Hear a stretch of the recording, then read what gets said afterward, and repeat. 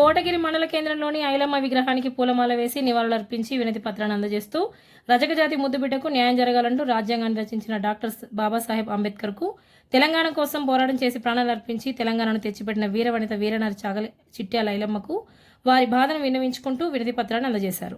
అనంతరం ఐలమ్మ విగ్రహం నుండి కోటగిరి బస్టాండ్ ఆవరణలోని అంబేద్కర్ విగ్రహం వరకు ర్యాలీ నిర్వహించి అంబేద్కర్ విగ్రహంకు వినతి పత్రాన్ని అందించారు. బస్టాండ్లో నిరసన ధర్నా కార్యక్రమం నిర్వహించారు. ఈ సందర్భంగా ఉమ్మడి మండలాల అధ్యక్షులు ప్యాట్ల పెంటయ్య, కోటగిరి గ్రామ ఉపాధ్యక్షుడు రుద్రాడం సీను మాట్లాడారు. ఆ పసిగుడ్డను చంపడానికి వారికి ధైర్యం ఎలా వచ్చింది? ఆ పాప ఆరోగ్యం ఏం పాపం చేసిందని నేను అడుగుతున్నాను. నేటికి ఇన్ని రోజులైనా అక్కడి పోలీస్ సిబ్బంది వారిపై చర్యలు తీసుకోలేదు, చంపిన వారిని అరెస్ట్ చేయలేదు.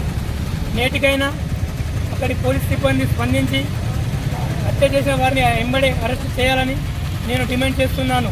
అలాగే ఆ కుటుంబానికి 25 లక్షల ఎక్స్గ్రేషియాతో పాటు వారి కుటుంబంలో ఒక వ్యక్తికి ప్రభుత్వ ఉద్యోగం కల్పించాలని నేను రాష్ట్ర ప్రభుత్వాన్ని కోరుతున్నాను.